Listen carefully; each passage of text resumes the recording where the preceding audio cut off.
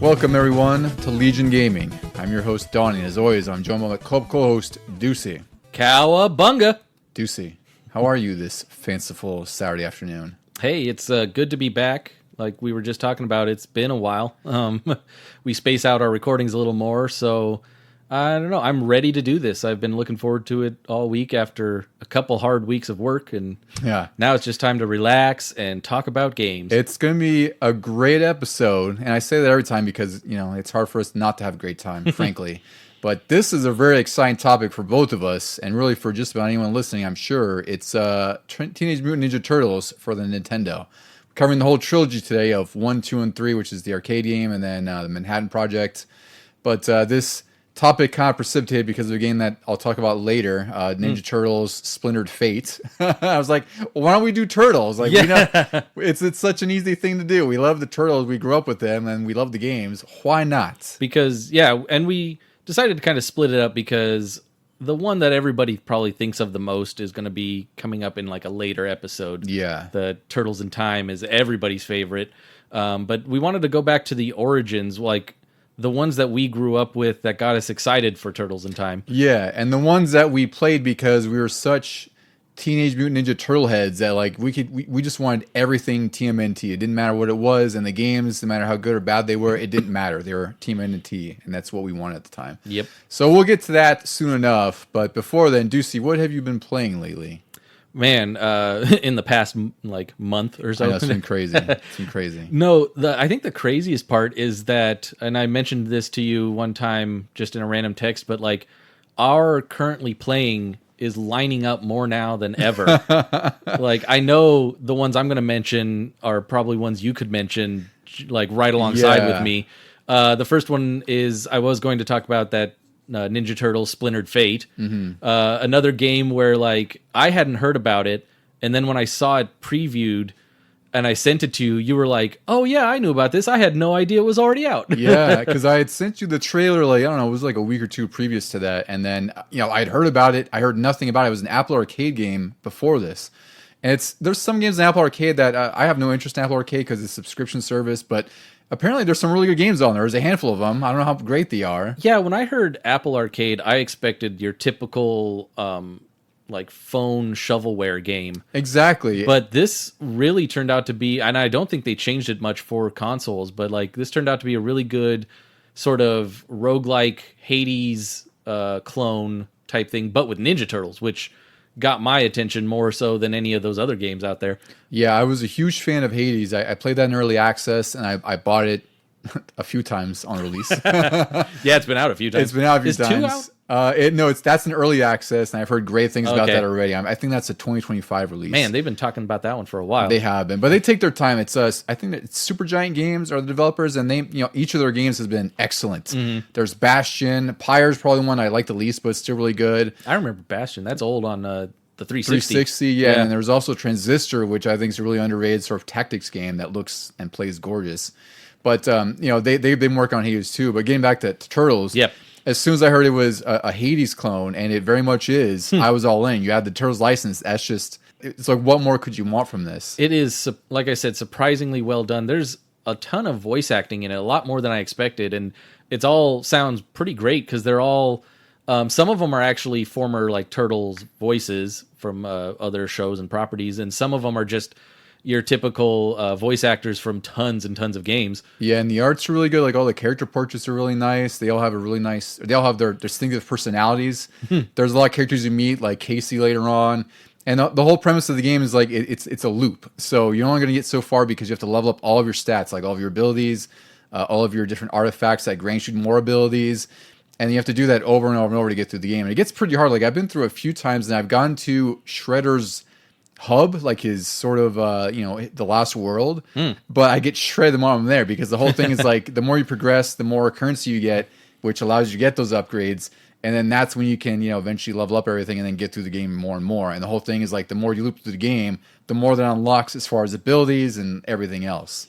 Yeah, and I was noticing, I think some of the abilities might be a little random in the beginning because I played one playthrough and then I watched a couple people play on YouTube, and they were getting potential early moves and things that I didn't see, but he was playing as the same, he was playing as Raphael, same as me. So the abilities are randomized, and then some of the things you can level up increase the chances of, if like the first ability granted is like a level 2 ability, because that's the thing is like every time you clear a room, you're allowed to select one ability or currency or wherever else to go into the next room. So that's the thing is those abilities you level up that are sort of in your main hub, it grants you better chances to get like, fire element abilities, ninja abilities, or like you get a leveled up ability to start out with, so it makes the game a little bit easier. But that's the fun of the game is like there's so much randomness to it, and like I'm still finding new abilities that I hadn't found before, which is really cool. Oh yeah. So it's like there's a lot of depth to this game, and it's great because it's really just a beat 'em up, but it's a roguelike. So it has the sensibility of a beat 'em up, which is just replayability and going through the game over and over again. Granted, it gets really freaking hard, but there's a really fun loop, and it's co-op, which we haven't tried yet. Yeah, we really should try that, but I got to get back into it because I got sidetracked by a couple of the other things that we'll be playing, or that's on our currently playing, and then also the games for today's episode. I went through here and there to refresh myself. I think I only got to Leatherhead in the Shattered one, and then one room past him, and it was like a steep ramp up in difficulty. It gets pretty hard, and then you fight Karai, who's really hard. And what's also crazy is that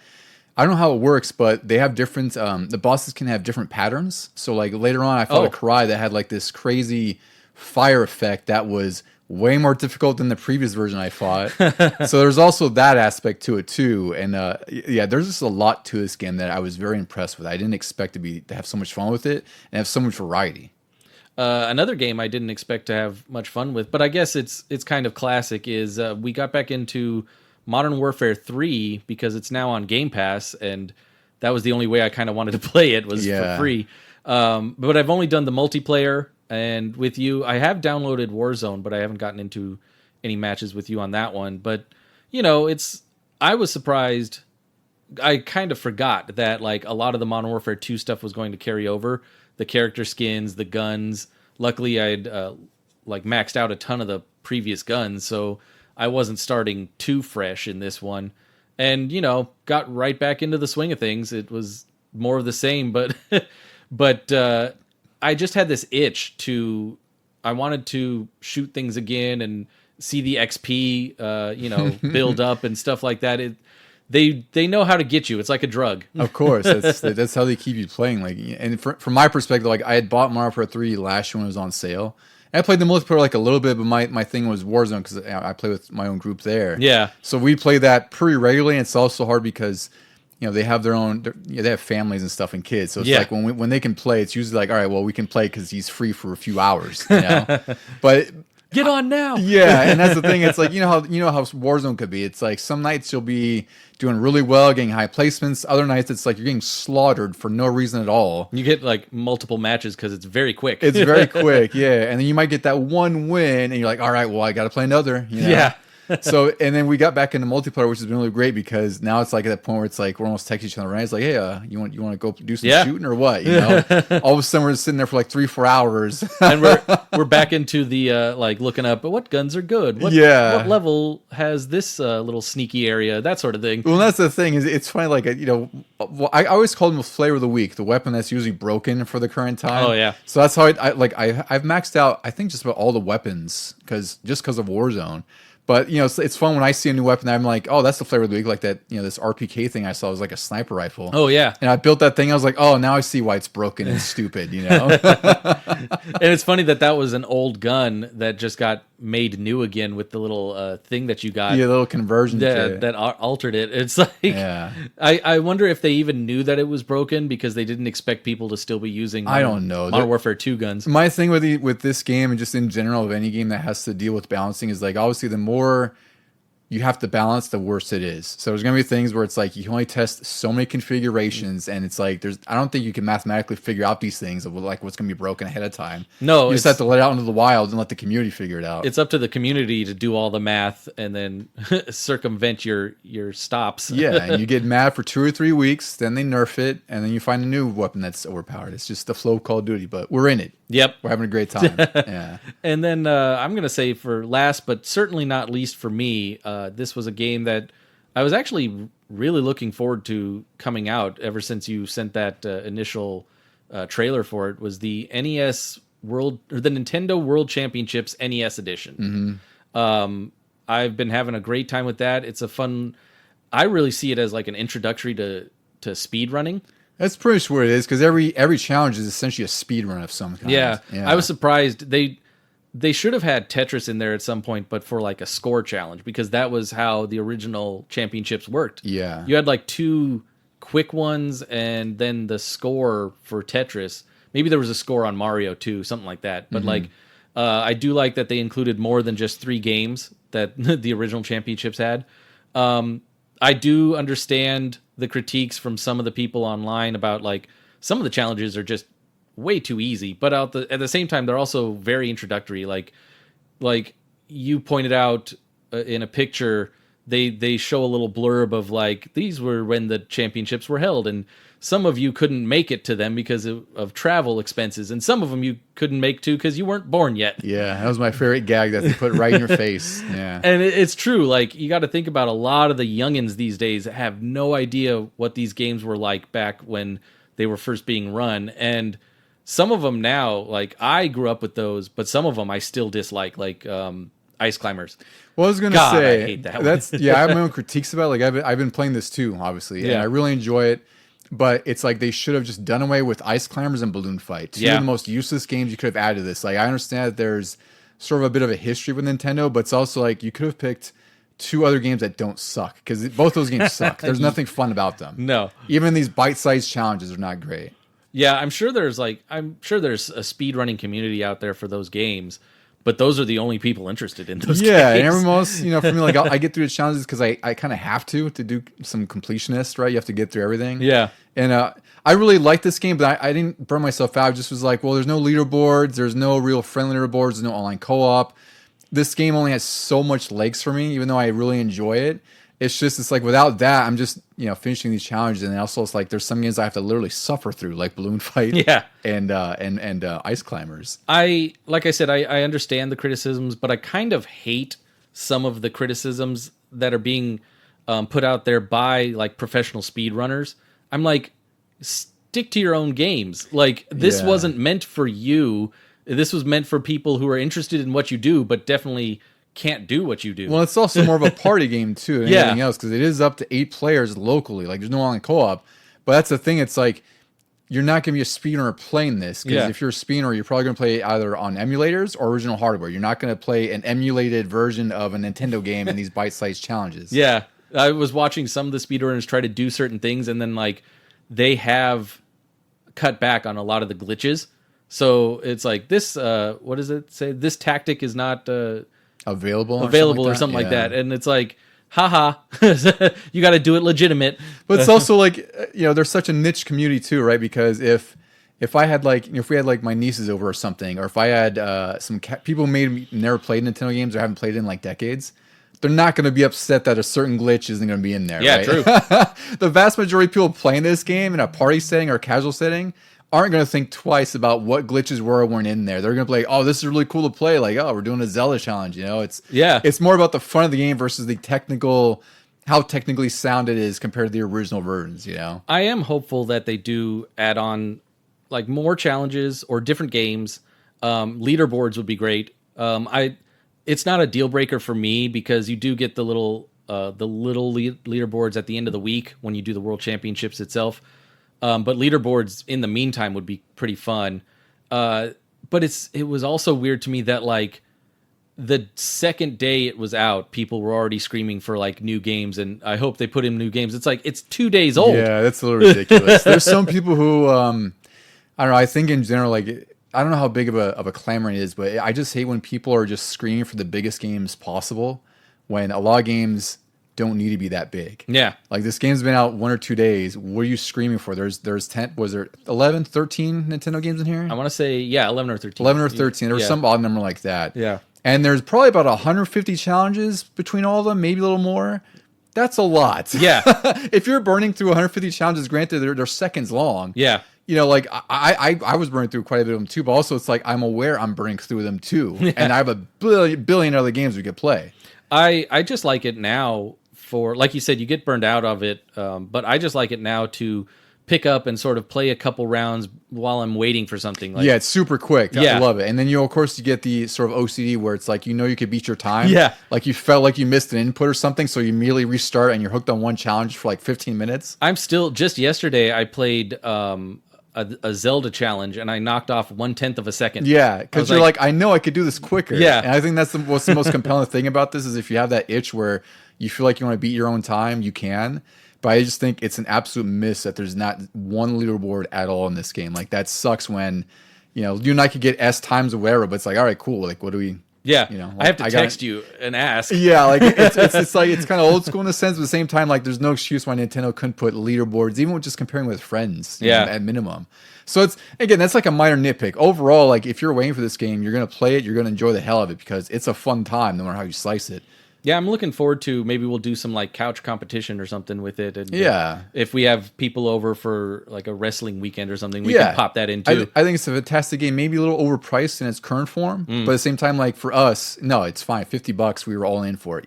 We got the what do they call that? The special edition. Deluxe edition, which is really cool with the gold cart gimmick and and the pins. The pins that look really really nice. Like it's only $10 or $15 extra, but it was worthwhile. Those little poster cards too. It reminded me of flashcards because on one side is like a character and on the other side is what the box art looked like. Yeah. So you can hold up the character and ask a kid, "Who's this? Who's this? What game You're is right. this?" So I've been playing basically what you have been playing, like you said, those three, and then more importantly, I got PSVR 2 this week. So there was a huge sale on it because Sony's doing like a back to school sale, which I always think is funny when game companies do big back to school sales. Yeah. It's like just video games. Here's this instead of homework. Yeah, exactly, right? So, as someone who's not in school, I took advantage because it was on sale. Plus, I had like a huge birthday gift card, and I got the set for it's like $150 or something dumb after everything, which is just stupid cheap. Yeah. And I had PSVR 1. I liked it, but it was such a pain in the ass to hook up everything with the little box, all the extra cables you needed. The thing I really like about the PSVR 2 is like it's one single cable that hooks in the front of the PS5. That's it. Damn. Yeah, it's great. So you just hook it in, you're ready to play. And then you have the two motion controllers, which kind of fit around your hands now. So I played a few games. I played Gran Turismo 7 and God, what an experience that is. It's so trippy. Like I'm trying to orient myself because you use the controller to drive your car, but then you can move all around. Like I posted a video on Instagram, like on our story there where I was like looking behind me because I could see like someone in my rearview sights. I was like, oh geez, like they're right there. I saw that when you looked back, I was like, yeah, I probably would have looked back then too. Yeah, like you kind of are compelled to. And it's just a trip because, like I'm shifting my body and like I could feel myself move in the car. Oh. It's such a weird experience. Whoa. And like you're kind of like looking around because you have freedom to do that. This would be the game to have one of those like chest piece force feedback things and you feel the G's. That would be. And then the other game I played was Tetris Connected, which is a really awesome experience because it's just Tetris. It's you play the controller, the regular controller, and you're playing Tetris with all the themed worlds and Connected, which are all amazing and sound amazing. But now you have 3D sound with the headphones that are just in your ear, and the entire sort of background cosmic abstract whatever they got going on now envelops you everywhere. So you have the the Tetris board in front of you and all around you is just sort of like whatever animated environment they have. Yeah, I always play that game with headphones on, which is what they recommend if you don't have this VR thing. But I saw you playing the VR one too, and I was like, that is trippy. And it is a weird experience. Sign me up. Yeah, it's totally cool. So I'm excited for you to try because I'm sure on the next recording you'll probably be like, yeah, we played this. I checked it out. And the last game I tried, because I only have a few right now, and I've been trying to cycle through them, was Resident Evil 4. And you can play the entire game in VR. It looks really nice. It sounds really difficult. It's a trip, yeah, because on your right hand, like you have to grab the gun from your thigh, like your sidearm, and then shoot with that. And then you can if you grab your chest, there's like your grenades and whatnot there you can toss. Like you literally have to toss them or lob them. Whoa. And then on your upper left chest is your knife. So you could take that out with your VR hand and, stab around. And then and on your left thigh, you have an ammo pack. So every time you run out of ammo, you have to eject the clip, take it from your ammo pack, jam it in there. Or the shotgun has it where you have to load the shells in and then cock it. And you're doing this while, normal Resident Evil 4 is going on. Yeah. So I only played it was like 45 minutes of it because I really want to play Tetris. And, Resident Evil 4 it's a long game. It's like 16 to 30 hours depending on how you're playing, right? Yeah. probably add some more time to that in VR because you're dying a lot more. I was gonna say, how many times have you died? I died at least twice. Oh, God. Which is pretty reasonable given like, I was still getting used to things. Of course, in the early area when I first started up the remaster, I died. And I was surprised. It's easy to die, especially in the I feel like the beginning of Resident Evil 4 Remake is more difficult than the rest of the game. Like there's first couple of chapters where you're still trying to get your sea legs and, get more ammo and guns and supplies. Like that first section is really, really tough. Tougher than most of the game. Get used to the new aiming. Yeah, that's all of that. Yeah, so Resident Evil 4 in VR, a fantastic experience. It's really trippy because, you're moving in VR and your head can swivel wherever you go. And can you put the gun up to your eyesight so you aim down the iron sights and everything? Well, I mean, when you take the gun out, Yeah. like it's like a free moving arm. So wherever you aim, like if you wanted to aim it like this. Oh, okay, yeah. I'm by the way, I'm motioning towards Deucy as if I'm aiming down iron sights. This is an oral thing here. You can aim down that way, but for me, I was just kind of like almost like House of the Deading, time crisis thing. Just hip fire. Yeah. So it works, but it wasn't working. So PSVR has been a pretty great time. I'm happy with it so far. I think there's, I know it has challenges with like games right now. It has been, but at the price I got it, I was like, I may as well just jump in because it's just too cheap. Plus, they have a PC adapter, so I got everything on PC for VR if I want to play it on there too, like Half-Life Alyx or Super Hot and everything else. Oh yeah, I've heard Half-Life Alyx is like one of the top, like the big ones, the top VR games ever. Yeah, so I'm really excited to try that whenever that VR adapter comes in. So there's a lot of versatility with it. But nonetheless, you'll get to play Deucy, so whatever I get is your benefit as well. All right, well, I guess with that, we're ready to talk about Teenage Mutant Ninja Turtles on the Nintendo.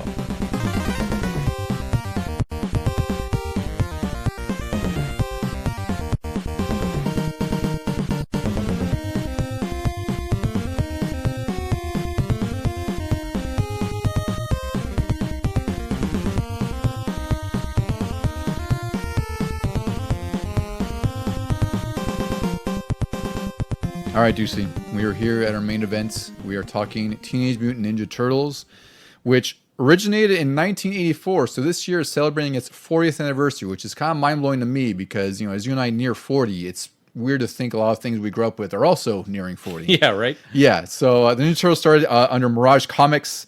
It was a comic company created by Kevin Eastman and Peter Laird. They were like buddies from college, and they met, and they have the same sort of fondness for art and same styles and whatnot, and they just kind of bonded over that. And they were friends in 1983, and then Kevin Eastman drew a masked turtle with nunchucks to make Laird laugh, and he had the words Teenage Mutant to the drawing, and thus the Teenage Mutant Ninja Turtles were born. So the whole idea was like it was parodying comics at the time, where like there was two teenagers in New Teen Titans, mutants in X-Men, and they have the ninja skill and training of Daredevil, which is a connection I never really put together. But it makes perfect sense. I don't know when I learned that, but it was before the Daredevil series came out on Netflix. Oh, really? And all of a sudden there were a lot of connections where like Daredevil's mentor is Stick. Yeah. But the Turtles have Splinter. Exactly. Daredevil fights the Hand, and they fight the Foot. Yeah. The Foot Clan. And they, they sort of get their powers from like radioactive material. Yeah. Right. And there's a lot of connections that like for some reason, I knew them, right? But I kept them separate. And I was reading about this, like, well, that makes perfect sense now. Like, they're clearly influenced by Daredevil. So Mirage Comics, excuse me, I'll go a little bit further back. So each of the Turtles is named after a Renaissance artist. So they were Italian Renaissance artists, I should say.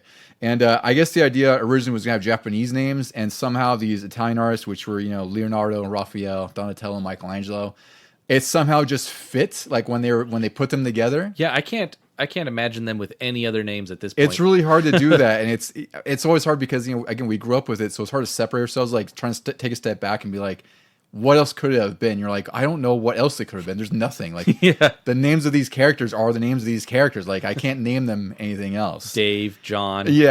Yeah, John the Turtle. That makes totally intimidating. He's a mutant ninja turtle. Yeah.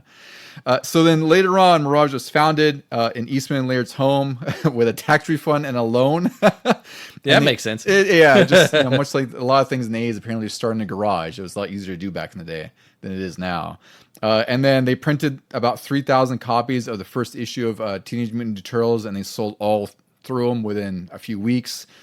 Sometime after that, Playmates Toys paid for the license, which is really just when the popularity exploded. This is really when you and I were growing up. We were just at the right age at the right time in the early 90s, where, Turtle Mania was everywhere. This was everything. For the longest time, I didn't even know there was an original comic. Me neither. Black and white or otherwise. Like, I only knew the cartoon and the games, and then the movies, the live action movies. Yeah, and obviously it was a success. The toys, they had like 400 different figures and vehicles, which sounds about right, because I remember going to different stores or wherever else you'd see them for sale, and there's always some new turtle thing I'd never seen before. Yeah, they didn't even have to be based on anything in the cartoons or anything. It was just like, here's the new flavor of the week. Now they're like punk rockers. Yeah, whatever idea they could possibly make out of the standard molds, they did, and it sold like $1.1 billion in 4 years. That's a lot of freaking money in the late 80s just on toys and merchandise and whatever else that existed. So of course they would make a movie out of that. Yeah, and the movie was released in 1990. It had darker tones similar to the comics. So I didn't grow up with the first movie. I'd seen it after I'd seen part 2. I think me too. Right, because part 2 is definitely more catered towards us, because by then like it was more like the cartoons. It was more like a live action cartoon than anything Very else. much. Yeah. But the original movie is one of the highest grossing independent movies, which is a weird thing to consider that it's Ninja Turtles, but it was an independent movie. It was on a budget of $13.5 million. It grew on to make $200 million, so definitely made its money back. And then in 1987, the TV show premiered, which again, this was like Saturday morning. It was afternoon. This was like what I watched whenever I got home from like usually first or second grade, before Power Rangers. I recently saw on Netflix they were running the first season just like on a loop, and boy, did I not remember the first season at all. Yeah, I don't know if I had really seen much of the first season because it was 87. Yeah, and I just remembered, and I also have come to realize that I don't remember specifics about the cartoon. I just remember whatever transferred from the cartoon into the games.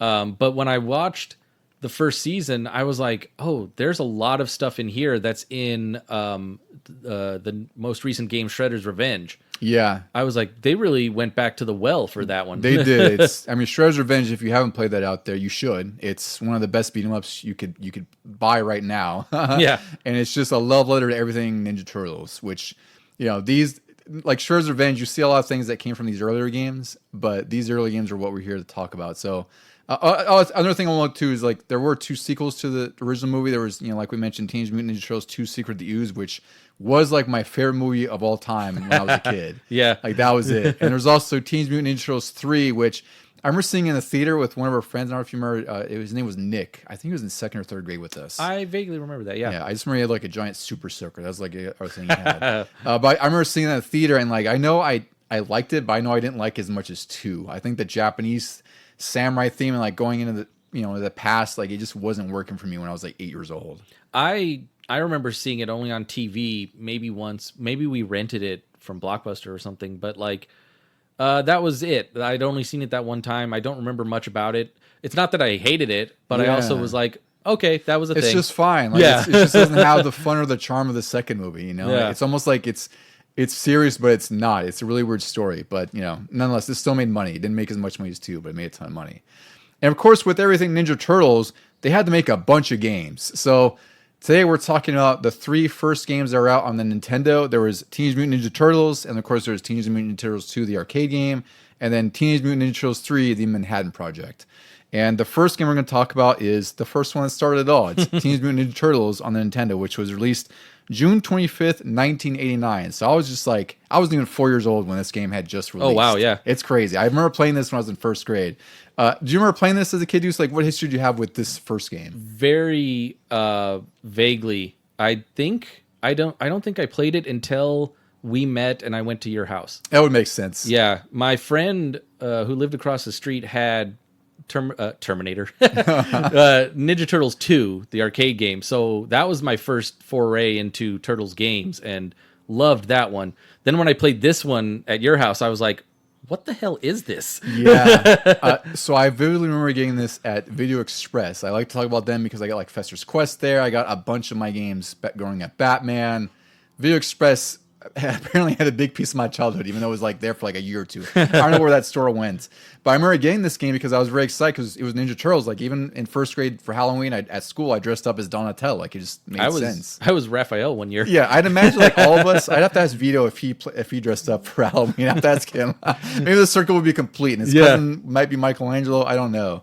But I remember getting this game and being really excited to play it. But also, what was notable was the cover. The cover had the Ninja Turtles with the red headbands, like much like the comic did. So that already confused me right at the beginning. They looked very much like a colorized version of the comics. They did, yeah. And this game was developed and published by Konami. One sort of difference here, though, is that it was developed by Konami, but it wasn't. It was developed by Ultra Games. So back in the 80s, Nintendo, in an attempt to sort of cap the oversaturation of market that ultimately killed it, like with E.T. and the Atari, they limited publishers to developing or publishing 5 games per year. So what some companies were doing, like Konami, is they would make these sort of shell corporations that were sort of subsidiaries of the main company, but not, so they could make more games. So Ultra Games is Konami, and that was their way to get around the licensing restrictions, and they released more games on this. So they released a bunch because I remember Ultra as being like one of the things I saw all the time in Nintendo. That logo is immediately noticeable. Like that, I associate that as much as like LGN or something as far as like early logos. But the first game they released was Metal Gear. That was their first Ultra Games release, and then Ninja Turtles 1 and 2 would also be released under the Ultra Games label. So that's interesting on its own. It's like Konami has a lot of history with Ninja Turtles, including developing the infamous arcade game, which we'll talk about. I wonder when they lifted that, because Turtles 3, I think, is Konami, and going forward, you see Konami a ton on Super Nintendo. Yeah, I'd imagine maybe it's something like close to Super Nintendo. They took that restriction off, and by proxy, then the NES didn't have that restriction because at this time too, like in '91 when Super Nintendo was out, Genesis was out and making a killing. So it's also like, I think Nintendo might be shooting themselves in the foot. They're like, yeah, well, if we restrict everyone to 5 games a year and Sega's pumping out whatever, that's going to make it a lot harder for us to beat them when we're releasing like a quarter of the games there, wherever the case might have been, right?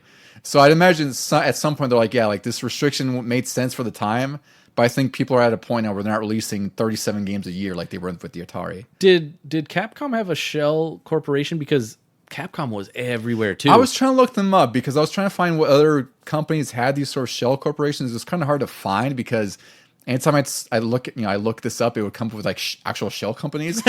Whoops. Or like it wouldn't really, Shell Oil. It wouldn't combine with like Konami or anything else. So I was like, I swear I've heard others. I just can't recall and I can't really find them. But I imagine Capcom feels like they had to have back then. They were releasing so many games. I'm sure other publishers did. Like, I don't know. I'm sure something out there can tell us who else sort of did this loophole to release more games. Because Capcom was very distinguished with their purple boxes. They were. It didn't matter what the title was. They always were going to have a purple border. Yeah, it was great. So it's interesting. Like I said, like this was released under Ultra, which is Konami, but not Konami. Where it's silly.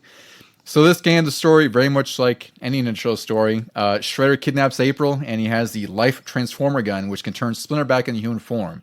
And you don't want him to do that, so the Turtles have to go through New York, and they fight, a lot of mainstays like Bebop and Rocksteady. They rescue April, and then we'll get to disarming bombs at the Hudson River Dam. God. And ultimately, there's a big showdown at the Technodrome, and once Shredder's defeated, the Turtles celebrate with pizza. That was the thing. It's of course. You celebrate any victory with the Turtles. They always involve pizza. They always had the best looking pizza. They did. It was just very cheesy, very delicious. I also noticed when I was replaying these games, like it was sort of the stereotypical thing that April was the damsel in distress, but you always rescued her like pretty quick. You did. It was always like within a few levels, like, all right, well, I guess it wasn't that big of a threat. That's cool. Yeah. Right? Okay, now she's here to help. Yeah. So this game, despite what the cover shows, it does theme each turtle as they should be. So like when you actually play as in, like Donatello is purple, Raphael is red, et cetera, et cetera. And this game, when I was a kid, I enjoyed it, and a lot of the music sticks in my head. Of course, there's challenges with the difficulty, which I think are just utter nonsense for a kid's game of this level. Yeah. And I'm sure this was likely to combat rentals, as many games did back then. Playing it now, I actually really like this game overall. I enjoy it a lot, but, of course, this is with, like, save states, and I'm also not 6 years old trying to defeat some of these levels, because it gets insane, right? Yeah, no, I was not looking forward to replaying this when we talked about this topic, because I did go back into it in the collection, and it has save states, and I still hate it with a passion. I got up to the dam level again, like I did all the time when I was a kid, and no amount of save states is letting me pass that level. It is ridiculous. So I was actually able to get through those because right as I put a save state at the beginning of the level. We should talk about this too, sort of the format of the game. It's got a cool concept. It has an overworld, which is interesting for the time. You start out I guess sort of like in a warehouse kind of level at first. You're on the docks. And you're on the docks, yeah. So each turtle, we should say, has different abilities in a way. Donatello, who's my favorite to begin with, because we share the same name. He's I want to say he's not broken in this game. But he's definitely the most powerful because he has the most range. He seems to hit the hardest, maybe because his bow staff is so long and just hits him multiple times. Yeah. And then, Raphael to me is the worst. He has the shortest range because of his size, and they spin, so it's like you have to be really close to enemies to hit them. I think Michelangelo is sort of medium range, but I think his weapon is the weakest. Like, it takes the most hits to kill something. And he has a little bit more range than Raphael does, and then Leonardo is really just the midpoint. Like he's all around. Yeah, he has pretty decent range. His down attack kind of sucks because like he stabs this sword downward. Yeah. So I've seen speedruns of this game, so I was used to, I kind of had a better expectation on how I should approach it with Donatello and like swapping out turtles and whatever. And once I did that, the game was a lot more fun. But when I got to the Hudson River level, which is the second level, I set a save state at the beginning and actually could get through the level without dying, which is something I could never do as a kid. But it's really stupidly hard. Like the thing is the controls are not intuitive, especially for not a kid. Like even for me, I was trying to get used to how you sort of swim up or swim down. Yeah. And there's like a current kind of bringing you. There's a current that they never tell you about. Yeah, you can never see it. There's nothing visible on the screen that shows you that. And what's worse is you have, I think it's about a minute and a half, maybe 2 minutes. 2:15, I think. Something like that. Very short time to disarm 8 bombs around the level. So the way you disarm them is you just go up to them. Your turtle has a little animation. Luckily, the time stops. And you have to do that 7 more times. And then April will give you an update in the pause screen saying, there's 6 bombs left. The level isn't that huge. The problem is like there's a lot of hazards like these electrified, what would you call them, beams that come down that are up for like 2 or 3 seconds. So if you miss a cycle, you're there for 2 or 3 seconds waiting for it to trigger, to stop. And the time that they're off only comes into play if you're fighting against the current. Yes. Which is annoying. So controls are, like I said, they're really awkward because you're tapping A and like there's sort of like a, what's the word I'm looking for? Momentum? Yeah, there's a momentum or inertia you have to build up before you can swim up and forward. I found myself like really tapping A to get going, and then all of a sudden he started moving too much. Yeah. Directly into that seaweed. So I have to see, I think I captured my run on there because I did restart. I have to restart it twice because like I just want to see if I could get through this without dying. And I could. But then once you get through half of the level, it gets infinitely worse because now there's electrified seaweed, which is the worst part of this game. It's got the most unimaginable hitboxes. I don't know what I can swim through and what I can't. It's a very narrow space. It's this is what is most notorious about this game. I think if you ask anyone who grew up in that time frame we did, and you mentioned the first Ninja Turtles game on NES, they're going to talk about this Hudson River level because it is just notoriously awful. And granted, I did it now. I'm 39. Like I get through it, and I had like 3 seconds to spare. But again, as a kid, this level was a nightmare because those electrified seaweed drain your health really fast. And then the idea is you can switch characters at will, which is a really cool concept as well because you have 4 to play as, and instantly you drop in another turtle. Yeah. But then you have to get through the whole level without dying. And then after that, the whole game opens up because that's when you step in the overworld.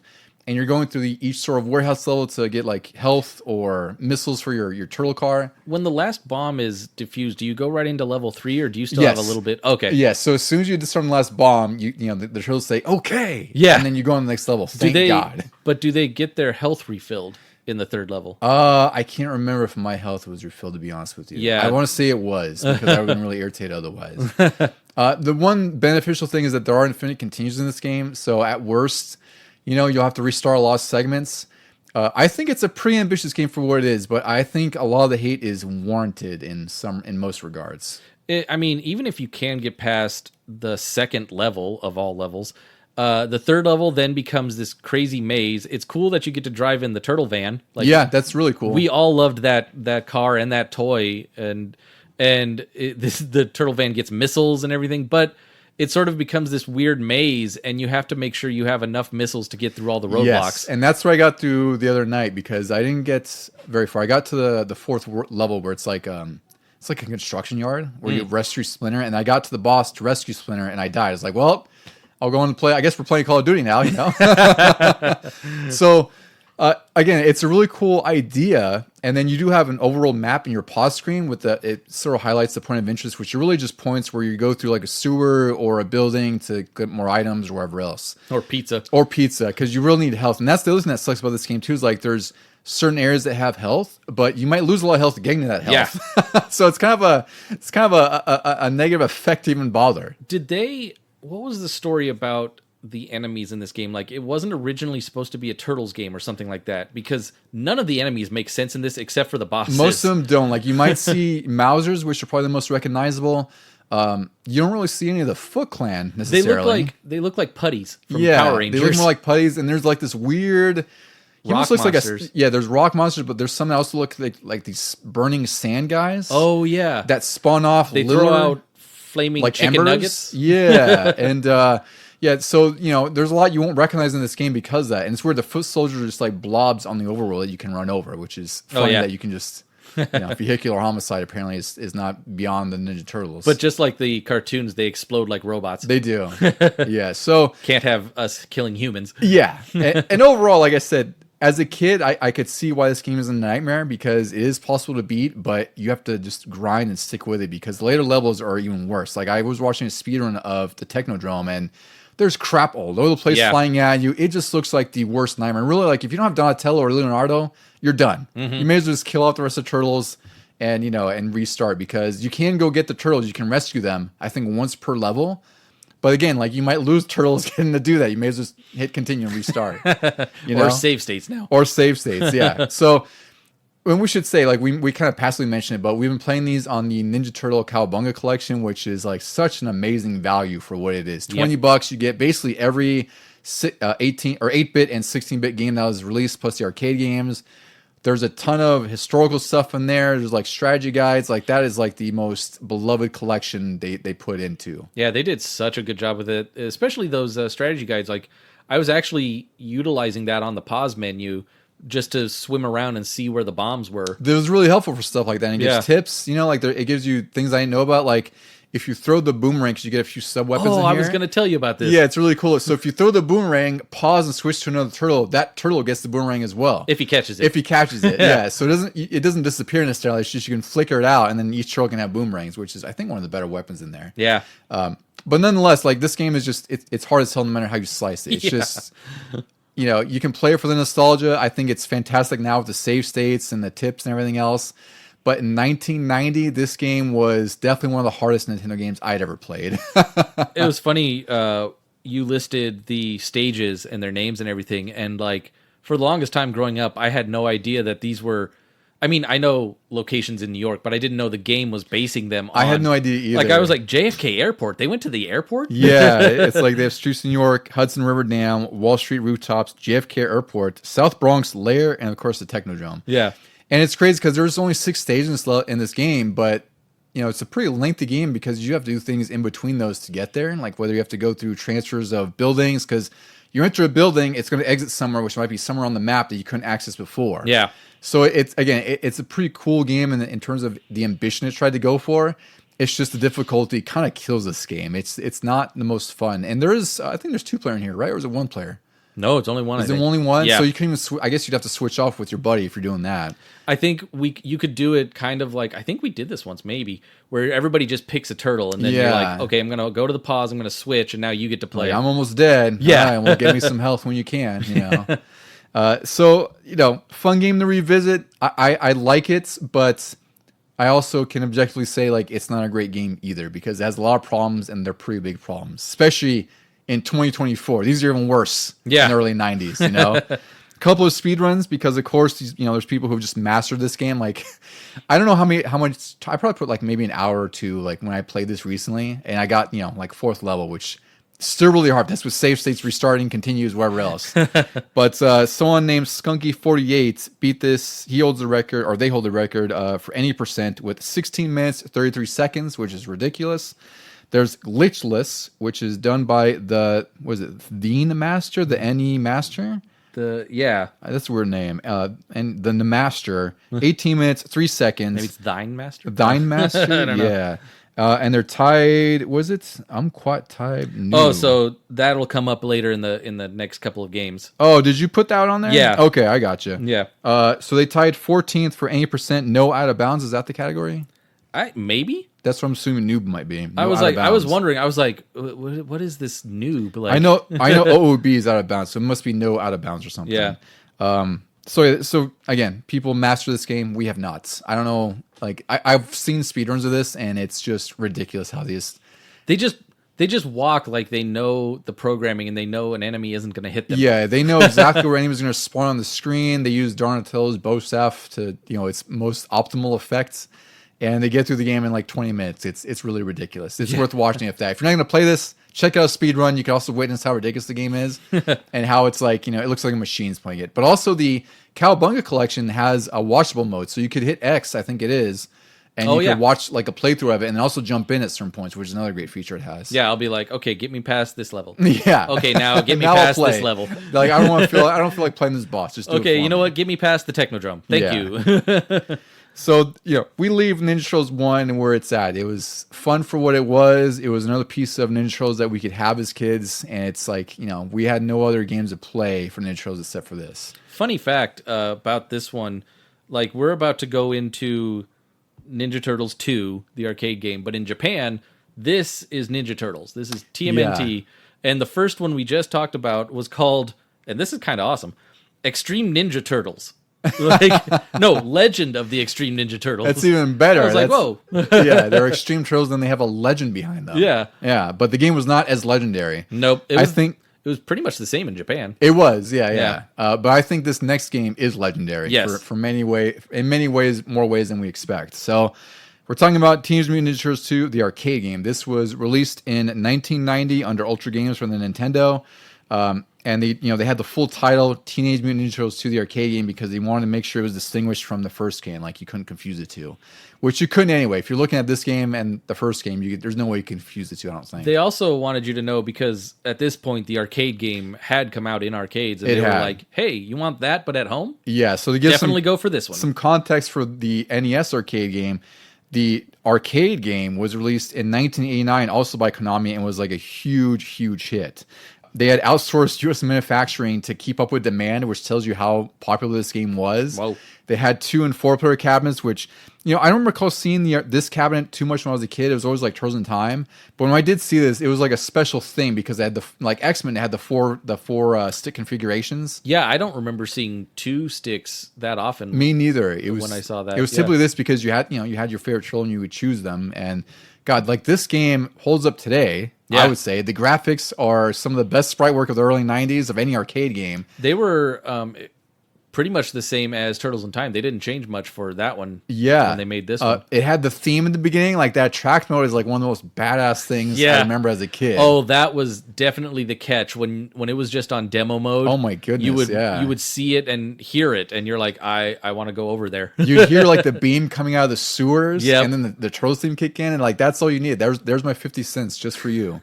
So when that, the arcade game was obviously a huge deal, right? Like it was one of the best-selling arcade games of the early 90s. There was like 25,000 cabinets that had been sold by May 1990. So within six months, they sold 25,000 arcade cabinets. That's huge. And of course, they had to port the games to Nintendo, and we got a little bit of a different version than what the arcade version was. This one had a couple extra levels and a couple extra bosses. Like the first part of Scene 3 has Tora, who's like this polar bear type boss with like a biker jacket, which is kind of fun. I thought it was a white wolf, but yeah, I can see bear. Oh, I'm sorry. It was like it's a wolf. Yeah, but he looks like a polar bear to me. I'm sorry. Yeah, he's like a wolf thing. Yeah, sorry. but with a cool like Terminator jacket. He has a Terminator jacket. Yeah, and there's also Shogun, who's a new boss, and there's also Scene 6, which is like all brand new in this game. It's like a dojo. Well, even the snowy level is new. It is new, yeah. And that's the first part of Scene 3. What's funny is, like I said, I played this first before I ever played the original arcade version. In fact, I don't know if I played the arcade version in arcades when we were younger. I just played it when it came out for Live Arcade, Xbox. And the Nintendo version, is how, or like the arcade is how I remember the Nintendo version.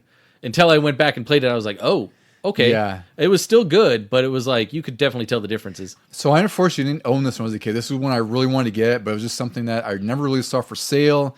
I didn't really even see it for rent, but I remember like one of my friends had it and I played it at his house. And of course I remember the iconic cart art and the box art where it's like the turtles are bursting through this brick wall. Yep. And to my eyes, like this looked and played like the arcade game. Yeah. Granted, like I probably played the arcade game once at that time. I don't even remember like if I got to play it much. It was probably like 1/4 and I was done, right? I just have to watch demo over and over. Yeah. So I was really excited to play this when my friend got it because it was a really amazing game. It was 2 players. Granted, it's not 4 players like the arcade version, but again, you have turtles at home. That's all that mattered. Yep. And this was an infinitely better game than the original game was. It's a lot more fun. It's a more traditional beat 'em up experience, and it's a really good beat 'em up for the Nintendo. Like when you compare it to like Double Dragon or some of the earlier beat 'em ups, it's really competent and it's a pretty damn good port of a much bigger, of its much bigger 16-bit cousin.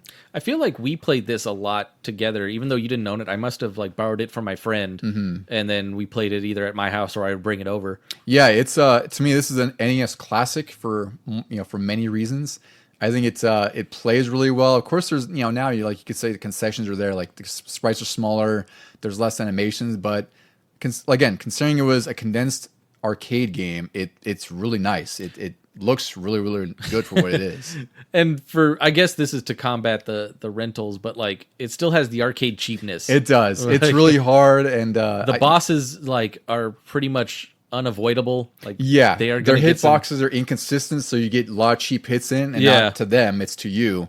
And there's you have like a lot of a lot of the bosses from the arcade in here. So there's Rocksteady, there's Baxter Stockman you fight a couple times. There's Granitor, who's like I think he's like the mech guy. I forgot what the hell he was. Granitor? Is he one of those rock soldier guys? Maybe he was in the factory. I mean, he might be one of the like Trag or something like that. Yeah. Then there's Trag. There's of course Shredder, and then the dojo boss, which is Shogun. All these bosses look really cool. Again, like there's not many other co-op experiences on Nintendo quite like this one, and I think it's notable for a lot of reasons. And then one fun fact that I wanted to mention too was the infamous Pizza Hut coupon that was included with some versions. So pizzas and turtles are like peanut butter and jelly, and some of the later version, I think it was the later release, it had a coupon right on the box that even stipulated. I didn't know there was 2 versions of the box, like one that has the Pizza Hut mention, one without. And then the cost different too. Oh wow! Yeah, like the Pizza Hut cover box is $13 for loose cart. I don't know how you could tell the difference between the carts. It's really weird to me that there's a difference. Yeah, I don't think it's on the cart. It's not. just on the box. I guess not. But a complete copy with the Pizza Hut mention is $68, and then the no Pizza Hut version, which is what I have, which I didn't know.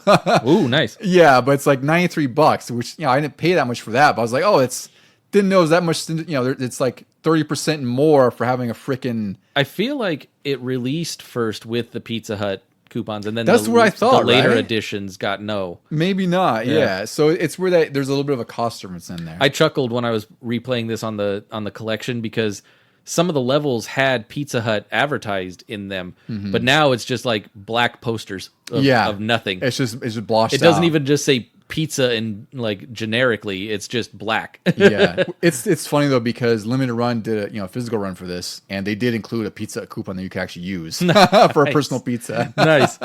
They made it an effort. They were saying like we were doing this physical version. We really want to make sure we get a pizza promotion, and they did. It's really funny. It has the same look, and it's like the duplicate of the original one. It's really cool. Another fun Easter egg on the cover is, I don't know if you noticed, but on Michelangelo's skateboard, he has the symbol from what's his name, the comedian, in Watchmen. In the Watchmen. Yeah. I discovered that's actually in a I think was in the Cowabunga collection that mentioned it. I think it was. There's like a little thing in there. It was like a little info bit. I thought that was really cool too because again I didn't notice that, and of course when I played Cowabunga collection I was like, oh, that's only been there for 25 whatever 30 years since the beginning. Yeah. So I don't know what more we could say about this game. Like this is like one of the more quintessential NES games to me. Yeah. I recently when I played it, I had looked up the speed runs for them. Both the Japanese version and the US version are held by OM Quat. Like Omquat? I guess, yeah Omquat. and only a few minutes apart. I'm assuming because of the text that you have to maybe scroll through. Yeah. So in the Japanese version, 26 minutes 23 seconds. The US version, 30 minutes and 41 seconds. So I decided 4 minutes. Like that's a lot of text. Yeah. Maybe there was like an additional cutscene or something that you something. I'd be curious to check a video of that out. But anyway, I put that into a timer and I counted down the 30 minutes and 41 seconds. And in the time it took this person to beat the entire game, I got it to about halfway through the 5th level. Wow. Or was it the 5th? It's right after the snow. Well, there's 7 levels, so you got pretty far. You might have to make some optimal changes to your speed run, but Yeah, probably not die as much. Yeah. I ended up using 2 continues and all my lives in those continues. Yeah, one cool thing I will say about the Cowabunga collection, again, it does have a lot of enhancements too. Like there is a level select in there. There's like a god mode. You can remove penalty bombs, which are those, I know they're called penalty bombs, but those random bombs that drop from the sky at certain points. Yeah, why was that? Was that like a time limit thing? I feel it might have been a time limit thing, or maybe it's just another hazard to eat quarters, even though we're not using quarters at home. You know? Oh, yeah.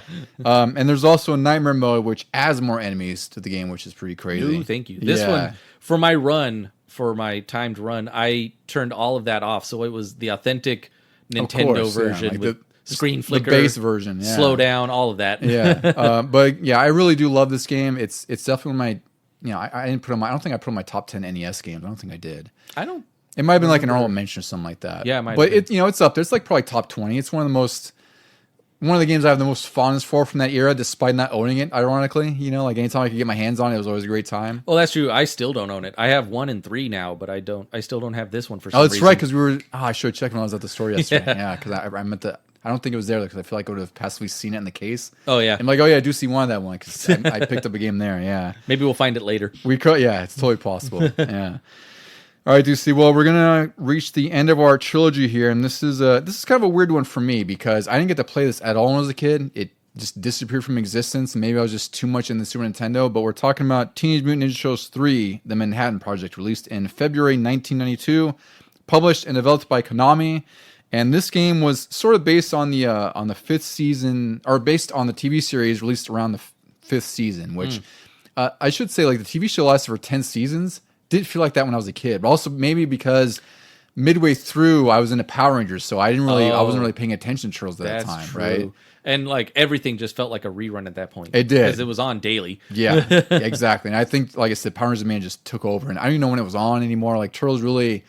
It's interesting, like how popular it was and how quickly the popularity seemed to just kind of die off for whatever reason. So I do remember hearing about how they kind of neutered it in the later seasons. Yeah, because it was getting so popular. Parents, of course, didn't like the violence, even though from the first season they made the concession that the foot soldiers were robots.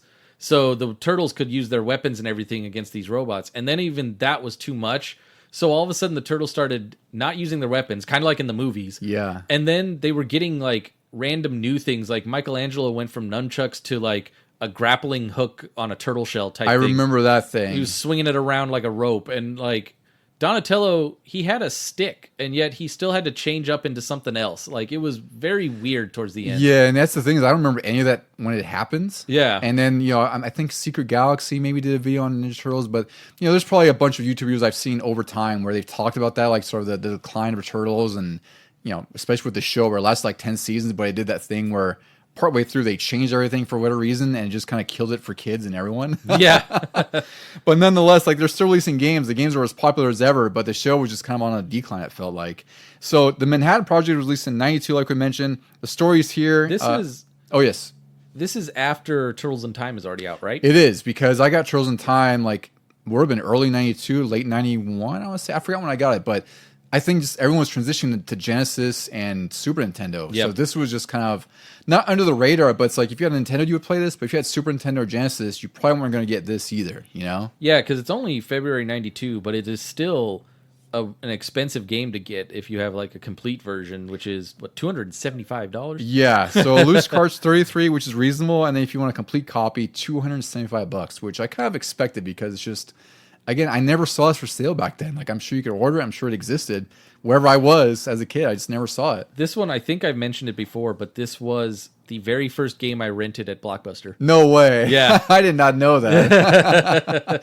I was gonna say like I didn't even see this for rent because I would have loved to have played it. Yeah, no, I don't saw know. it in ads. I don't know if I saw this in Nintendo Power and I said, hey, let's give this Blockbuster thing a shot. Yeah. Or if I just got to Blockbuster and saw it on the shelf. You're probably, I just need it. Yeah. Yeah.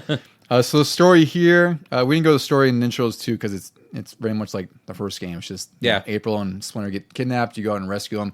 This very much the same. The Turtles are vacationing in Key West this time. Oh, except all of Manhattan gets kidnapped. Yeah, and all of Manhattan gets kidnapped in this instance. So April's broadcast is hijacked by Shredder. He kidnaps April, and he turns Manhattan into a floating island to lure the Turtles to try to stop him. You know, kind of a cool story in that sense, but it doesn't really matter because, again, this is very much like the second game. Not much has changed in this. It looks really great. I think this is one of the better Nintendo games to release, right? Like, I think it looks really solid for what it is. The music's really good, but really a lot of this game is more of the same. There's not a whole lot that'll distinguish it too much from the second game. The Turtles have special abilities now, which is really cool, but they use health. It feels like you have a lot less health in this game than even in part 2. Well, because those special abilities, sometimes you use them on accident. Yeah. But you did have special abilities in the second game. They just didn't take health, which I thought was very nice of That's them. the way it should be. Or, Yeah. you know, I always profess my love for Street Rage 4, but I think it did it right where your specials take health away and you can regain it as long as you don't get hit. Yeah. But back in the day, like the beat 'em up concession was you have a super ability thing that's like, you know, might get people off you. Takes some of the health away, which is like, well, I may as well just gotten hit at that point. But in this one, in the third one, if you have only one little pip of life left, you can use that special infinitely. Which is great. Yes. That helped a lot when I did play through this, you know, when it came out on the Cowabunga collection.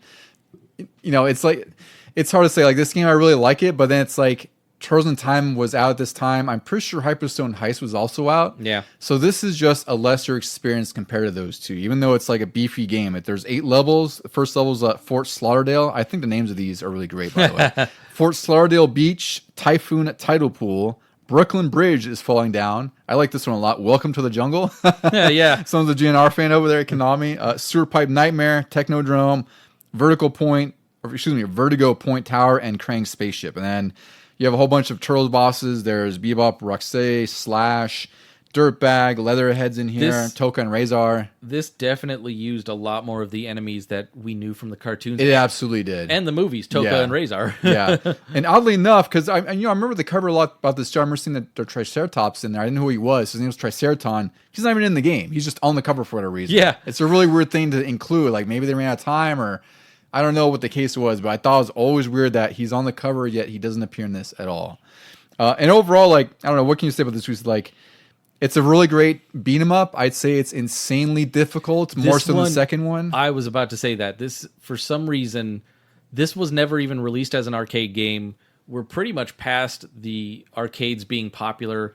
This game, the bosses suck. And they take so much damage. Yes. It's obscene. Like, I mean, the levels themselves, I would say overall aren't terribly difficult. You know, it's just like standard beat 'em up fare. But you get to the bosses and they're just like a freaking grind. They take so many hits to kill. Ground Chuck, you're on this like submarine that hasn't submerged. You're just on the top of it.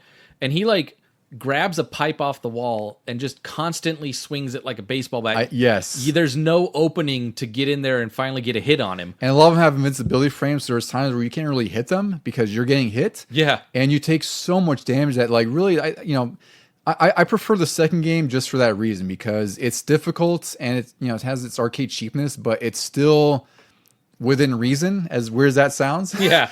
This is like, once you get to the bosses, like, it's just a freaking nightmare with every single boss. So when I was playing this one and 2, I did the same timer thing. And every boss would take like 2 out of my 3 lives for both games. 2 out of my 3 lives before I could finally defeat them. And then hopefully every second level I would get a 1-up back. Yeah. Which, if you do the math, that eventually runs out and you end up having to use continues. And what I should know too, what makes this worse for the continues is you only have 3. Yeah. So I could deal with this if it was infinite continues, restart the level, whatever, with your 3 lives. But you also have 3 continues, and once that it's over. And it's really easy to lose all those. Yes. I got to, in the time, the record time for this one which is only 4 minutes longer than the second game. I find that incredible because it feels like the bosses are so much longer. And it's by the same person, Umquat. 34 minutes, 16 seconds, or 34:35 for the US version. That's funny. 21 seconds or so. Yeah. I did this, and I got to... what did I get to? I got to Welcome to the Jungle. So that's like about halfway through the game, fourth level. Yeah. No, I'm sorry. I think I got to the Sewer Pipe Nightmare, but barely. Oh. And it... Was this with save states or just running through? No, I just ran through. Okay, that's pretty good. But like I said, I also... I took the deaths and I took the continues. The continues, if you're at the boss, you have to start from the start of the level again. Yep.